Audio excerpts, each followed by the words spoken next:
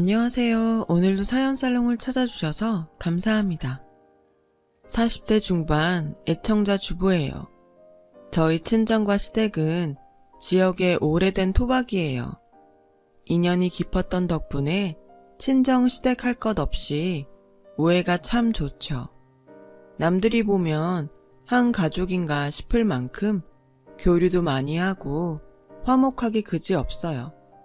지금은 이렇지만 과거에는 무척 복잡한 진통을 겪었던 시절도 있었답니다. 친정 아버지의 유산에 눈이 뒤집혀버린 시어머니가 말도 안 되는 폐악질을 부렸었거든요. 어떻게 된 이야기냐고요?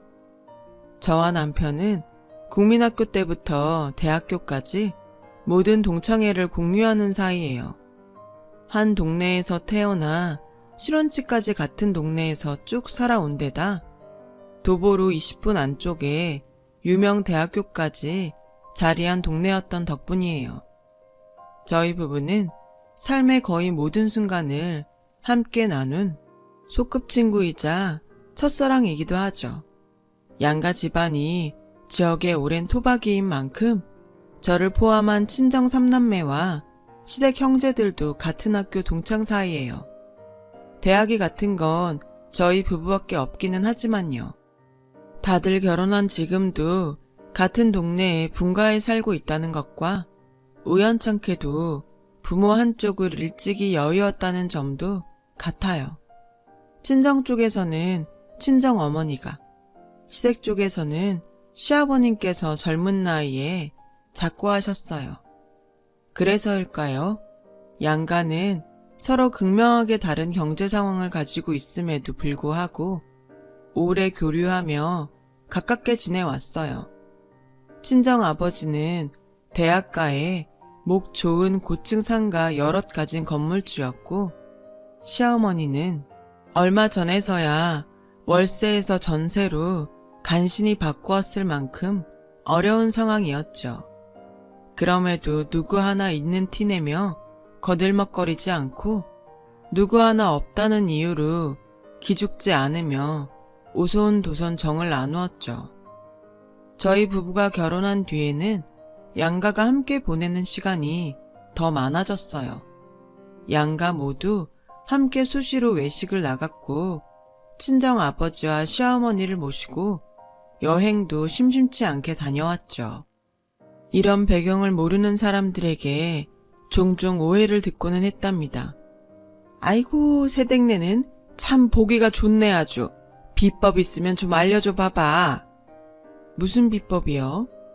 형제가 그렇게 많은데 어쩜 이렇게 오해들이 깊을 수가 있어 그래? 부모님 사이도 엄청 살가워 보이고. 죄송해서 어쩌죠?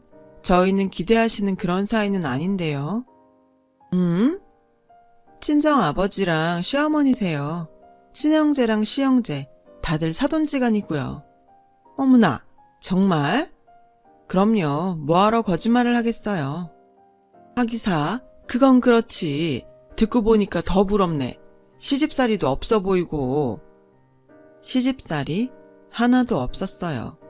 저는 친정에서도 친딸, 시댁에서도 친딸에 친누이나 다름없었거든요.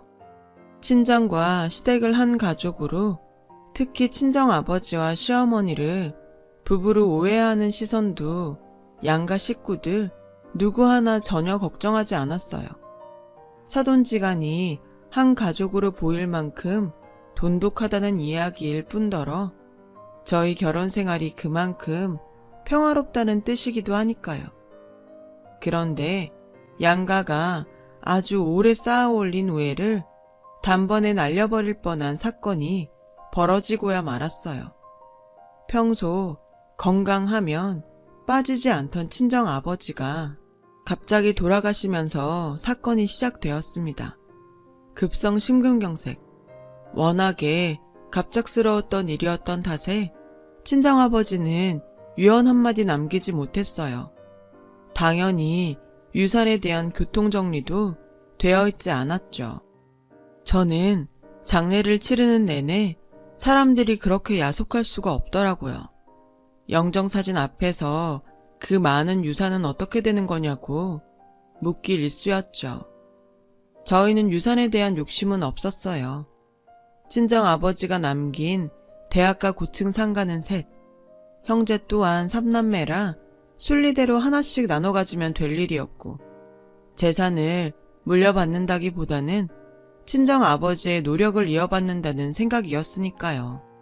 그래서 각 상가 건물별로 시세가 다르다는 사실조차 전혀 개의치 않았죠. 저희 3남매의 생각은 확고했습니다. 상속은 순리대로 조금 많다고 좋아 말고 적다고 서운해하지 말자. 그런데 불손한 생각을 품은 사람이 있었어요. 장례 내내 손님들과 술잔을 기울이며 생각에 잠겨있던 시어머니였죠. 시어머니는 발인을 마치기가 무섭게 폭탄 선언을 해버리더군요. 우리는 사랑이었다. 진심으로 서로를 아끼고 사랑했어. 네? 혹시나 색안경 끼고 업신여길까 싶어 진심부터 전하는 거야. 무슨 말씀이세요, 어머님? 색안경은 또 뭐고 사랑이란 진심은 또 뭔데요? 너희 친정아버지, 아니 그 남자와 나는 연인이었어. 여생을 함께 마치기로 깊게 약속한 사실혼 관계야. 시어머니의 뜬금없고 황당한 주장에 양가 식구들 모두 잠시 정적이 흘렀고 이내 그러려니 하는 미소를 지었어요. 여보, 가는 길에 맛집 있나 알아봐. 어머님 약주 기운이 아직 덜 가신 모양이셔. 좋은 해장국으로 속 좀 달래드려야겠네. 아주 일상적이고 당연한 반응이었죠. 시어머니는 평소 술을 무척이나 좋아했던 데다가 꽤 다양한 주사를 가지고 있었으니까요. 심지어 1일 연속극 애청자였어요.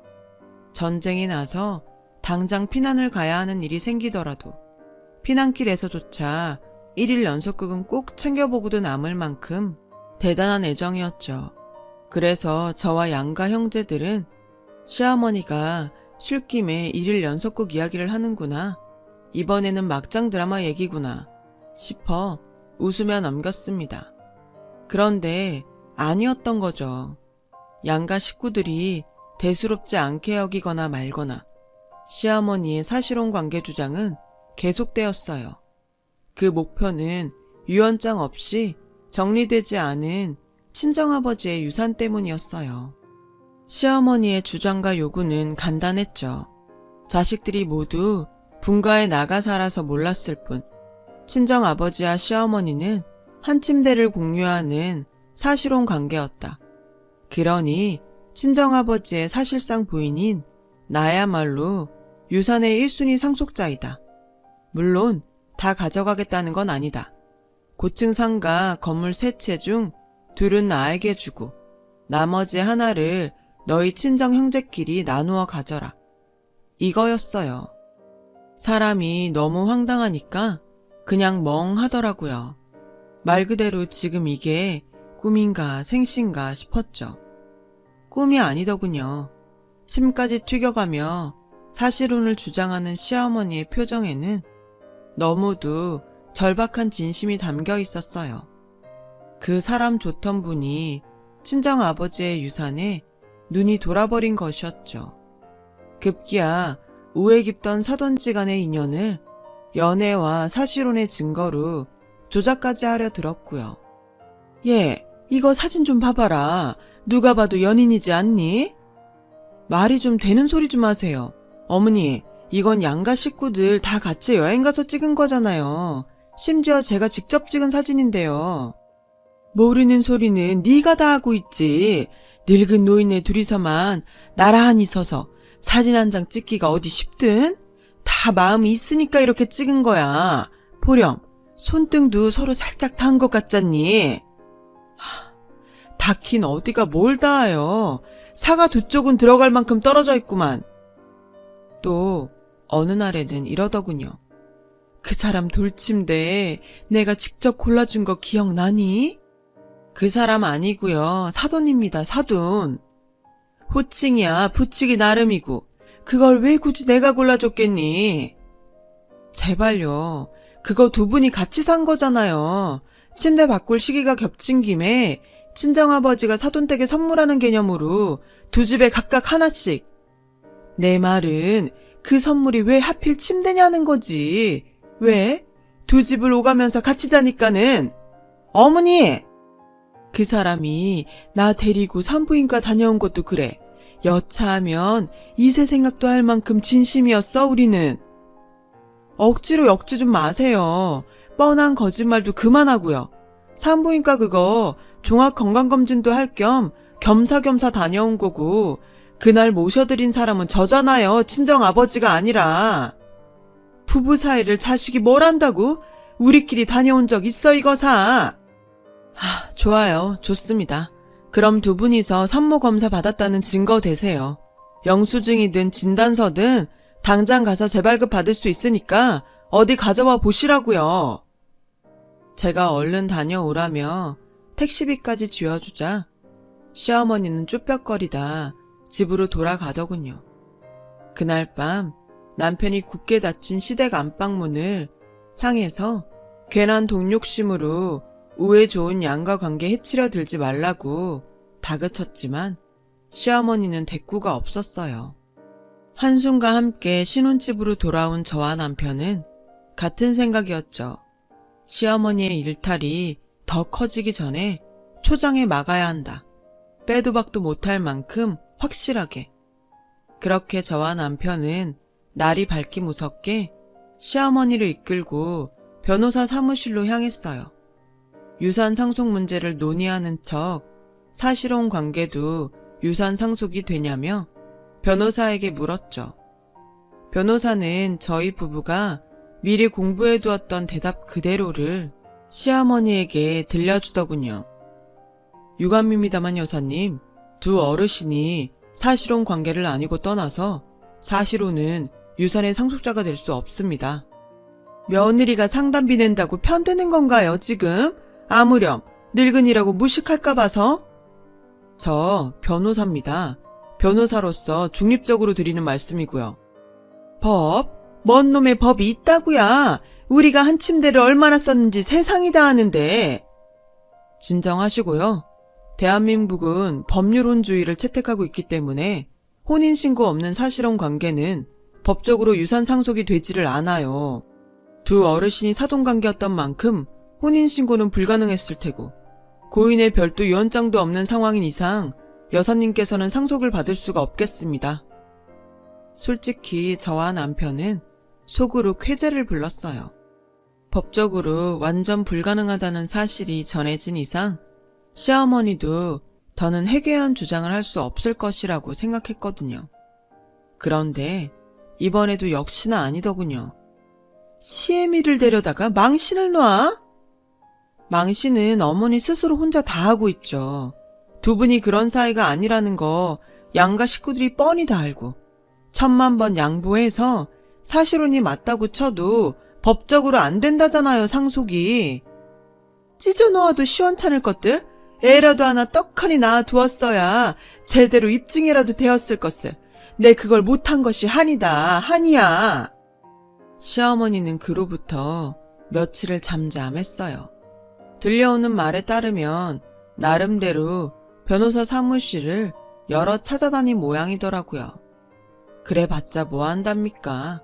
없는 살림에 괜히 법률 상담비로 많은 돈이나 날릴 뿐이죠.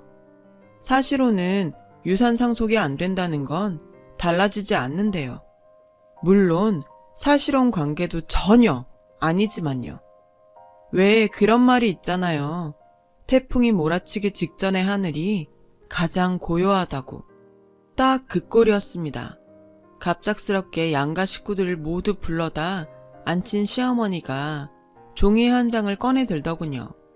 친정아버지와 시어머니의 도장이 찍힌 혼인신고서였어요.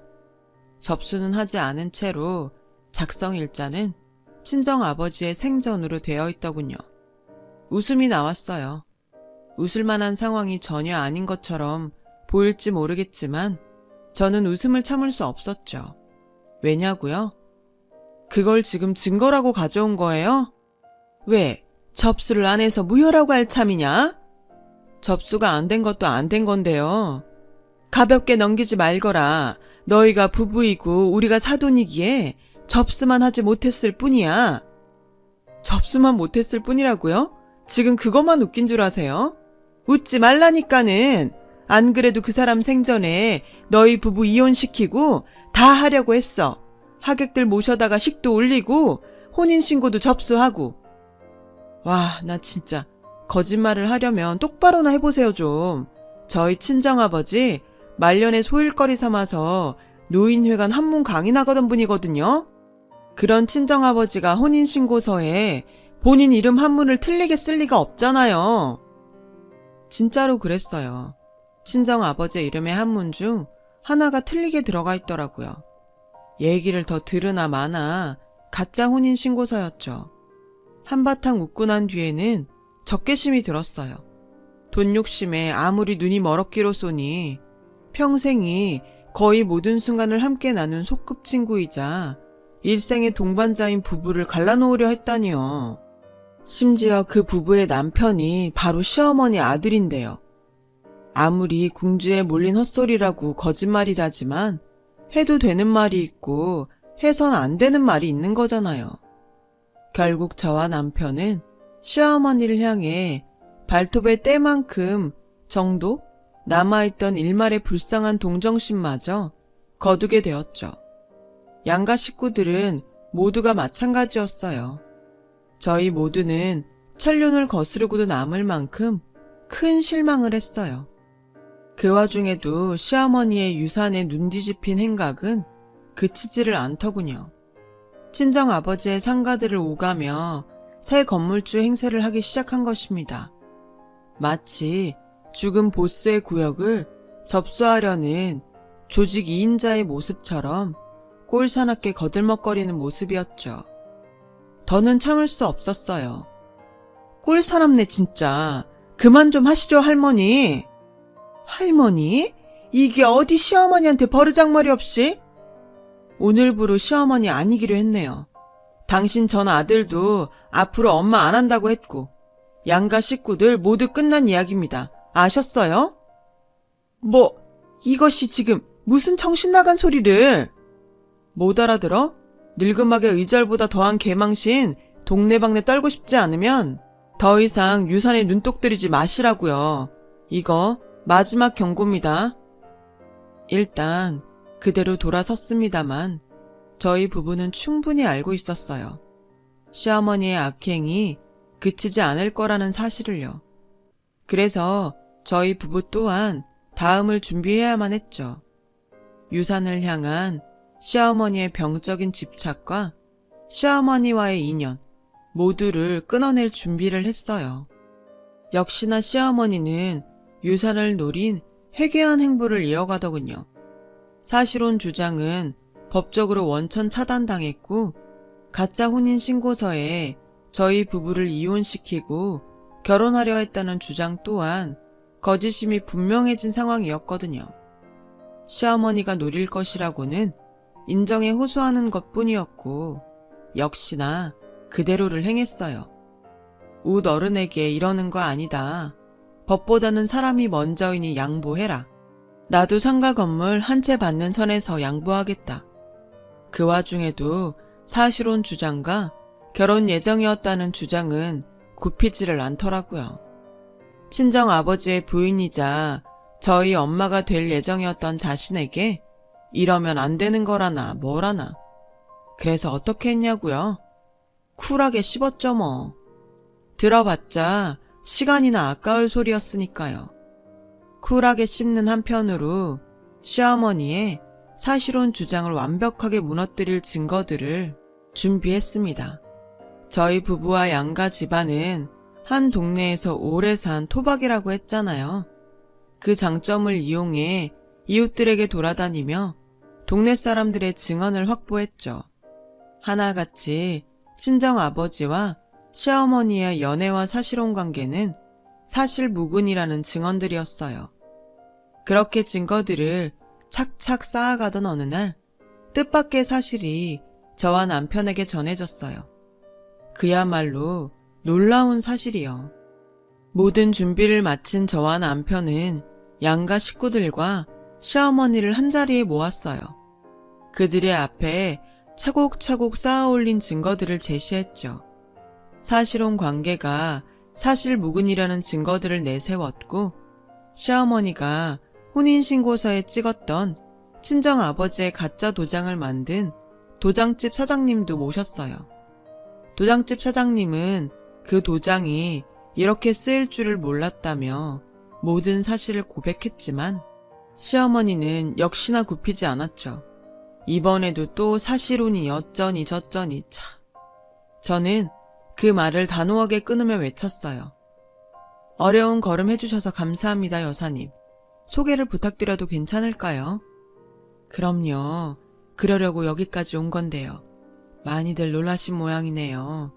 부끄럽지만 제가 고인의 연인 되는 사람이에요. 저희 친정아버지와 정을 나누셨던 분이 진짜 맞으신가요? 자기가 진짜라고 우기는 사람이 저기 하나 있잖아요. 네, 맞아요. 그리고 숨겨서 미안해요. 어른된 입장으로 정말 많이 미안해. 아닙니다. 이렇게 저희와 친정아버지를 위해 나서주셨잖아요. 미안한 마음 품을 만한 일도 전혀 아니고 시끄러운 자리에 모시게 된 저희 부부가 죄송하죠. 그 순간 쪽팔린 줄도 모르는 시어머니가 전혀는 가짜라고 외쳤어요. 저와 여사님은 각자 준비한 종이 한 장씩을 꺼내 들었습니다. 여사님께서 들고 계신 종이는 저희 친정아버지와 작성한 혼인신고서예요. 그리고 제가 든 이 종이는 친정아버지의 서명이 확실하다는 인감증명서입니다. 못 믿으시겠다면 직접 보시죠. 시어머니를 막아설 증거들을 수집하던 저희 부부는 아주 뜻밖의 사실과 마주했어요. 작고하신 친정아버지 생전에 깊은 마음을 나눈 여인이 있더라고요. 그분이 바로 동네 곱기로 이름난 여사님이셨죠. 두 분은 혼인신고서에 도장을 찍으며 황혼의 사랑을 서로에게 고백했다고 해요. 혼인신고서를 동사무소에 접수하여 정식 부부가 되지는 않았지만 혼인신고서 그 자체만으로도 두 분의 사랑을 증명하는 두 분만의 사랑의 증표였단 셈이죠. 친정아버지의 연애를 저희 삼남매가 왜 몰랐냐고요? 혹시 암암리에 친정아버지의 연애와 재혼에 반대하는 분위기가 있었던 건 아니었냐고요? 전혀요. 저희 삼남매 입장에서는 오히려 두 손 벌려 환영할 일이었죠. 얼마나 좋은 일이에요. 황혼을 외롭지 않게 달래줄 동반자가 생겼다는 것이. 저희가 그 연애를 몰랐던 이유는 친정아버지가 굉장한 로맨티스트였기 때문이었죠. 결정적인 순간 짜잔 하는 서프라이즈 이벤트를 할 예정이었다더군요. 친정아버지와 여사님은 그런 이벤트를 꿈꾸었기에 열의 사실을 함구하였을 뿐이었고요. 당신들 두 분과 저희 삼남매 모두가 최고의 행복을 누릴 수 있는 순간 뜻밖의 터져나오는 이벤트를 꿈꾸면서 말이죠. 실제로 두 분은 조만간에 열의 사실을 공표하고 재혼을 공식화할 예정이었다고 했습니다. 그러던 중에 친정아버지가 작고했을 뿐이고요. 돌아보면 장례식에서 가장 슬피 울던 분도 친정아버지의 유산에 대해 입에 올리지 않았던 유일한 한 사람도 모두 그 여사님이더군요. 저와 여사님의 서류를 돌려본 양가 형제들은 크게 놀라면서도 통쾌함을 느꼈어요. 경멸에 찬 모든 시선들이 시어머니에게 쏟아졌지만 시어머니는 끝끝내 발악했어요. 썩을 것들, 간장에 푹 졸여 씹어먹어도 시원찮을 것들, 이건 다 모함이야. 다 가짜라고. 굳이 험한 말 입에 올리지 않을게요. 아니, 올릴 가치도 없다고 해야 맞겠지. 그쪽이 했던 말과 행동이 거짓이고 우리가 진짜라는 증거들이 버젓이 있는데 모함? 가짜? 쪽팔린 줄도 모르고. 누구 맘대로 니들이 진짜래? 누구 맘대로? 다 보이잖아. 사람들이 그쪽을 어떻게 쳐다보는지 모르겠어? 당신은 돈에 미쳐 천룡까지 버리려 드는 벌레라고. 아니야, 내가 그 남자 애인이야. 애도 낳으려 했고 밤마다 한 침대 썼다니까는. 그 남자가 힘이 얼마나 장사였는데. 그래? 혹시 몰라서 친정 아빠네 집 현관 CCTV 영상 가져왔는데 한번 볼까요? 진짜로 그쪽이 밤마다 친정 아버지 방으로 기어 들어왔는지 아닌지? 여기서 더 망신 당하고 싶으면 말만 해봐요 어디. 얼마든지 까줄 테니까. 3년치 CCTV. 시어머니는 기죽은 눈빛으로 잠시 주변을 둘러보았어요. 그제야 자신을 향한 경멸에 찬 시선을 확인했던 모양이죠. 또 그제야 쪽팔림이 한꺼번에 훅 몰려왔던 모양이고요. 시어머니는 모두의 지탄 섞인 고함을 들어가며 주랭랑을 치고야 말았어요. 어찌나 급했던지 신발 두 쪽 다 남겨놓은 채로요. 저는 그분에게 말했어요. 가긴 어딜 가. 남은 거 다 토해내고 가야지. 뭐? 당신 살고 있는 전셋집 그거 친정아빠 명의더라. 내가 상속받을 거니까 그거 내놓고 가라고요. 하다 별꼴이 진짜? 저기 있자니 며느라, 꼭 그렇게까지 해야 속이 시원하겠어? 네, 꼭 그렇게까지 해야 속이 시원하겠네요. 어차피 전세 계약도 지난달에 끝났더만. 친정아빠가 그쪽에 사돈이랍시고 공짜로 살게 해줬던 거고. 알아? 그렇게 좋은 사돈, 그렇게 우애 깊던 가족, 그거 다 그쪽에 져버린 거야. 돈에 미쳐가지고. 그러지 말고 한 번만 기회를 어떻게. 안 돼. 봐줄 생각 없어. 다 내놓고 조용히 가셔. 더 큰 망신살 법원까지 가서 치르기 싫으면. 그렇게 모든 주장을 반박당하고 악행까지 모두 까발려진 그분은 전셋집에서마저 쫓겨났고 결국엔 고향에 있다는 친오빠 집에 얹혀 사는 신세가 되었어요. 심지어 그 동네에까지 몹쓸년이라고 소문이 난 모양인지 친오빠와 그 부인에게 눈칫밥을 먹어가며 집 밖으로 마음 편히 나가지도 못하는 신세가 되고야 말았답니다. 귀양 온 죄인 같은 신세랄까요? 친정아버지의 유산은 어떻게 되었냐고요? 당연히 원만하게 순리대로 잘 분배했죠. 저희 3남매 사이에는 어떤 잡음조차 없었어요. 3남매가 한 마음으로 친정아버지의 연인이었던 여사님께 유산을 나누어 드리겠다고 제안했지만 거절하는 답변이 아주 일품이었죠. 일 없어요. 저는 정말 괜찮습니다. 그래도요. 아버지 살아계셨다면 어머니 되셨을 뿐인데요. 자식된 놀이는 해야죠.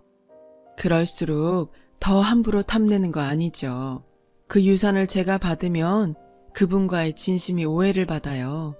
저희가 진심으로 순수하게 사랑했던 만큼 그 순수함을 지키면서 여생을 보내고 싶어요. 여사님의 말씀을 들으며 문득 이런 생각이 들었어요. 이렇게 훌륭한 여사님을 두고 떠난 친정아버지의 마음이 오죽 원통했을까. 그래서 저희 부부와 남매들은 종종 여사님을 찾아뵙고 안부를 살피기로 약속했어요. 비록 부부의 연은 맺지 못했지만 아버지의 마지막 사랑을 품고 계신 귀한 인연이니까요. 속 시끄러운 이야기 들어주셔서 감사해요. 여러분께는 저와 같은 불상사가 없기를, 간에 두루 평안한 일만 계속되기를 기원합니다. 여러분, 사연 댓글에 응원과 현명한 조언 부탁드려요. 좋아요와 구독은 저에게 큰 힘이 됩니다. 오늘도 좋은 일 가득하세요.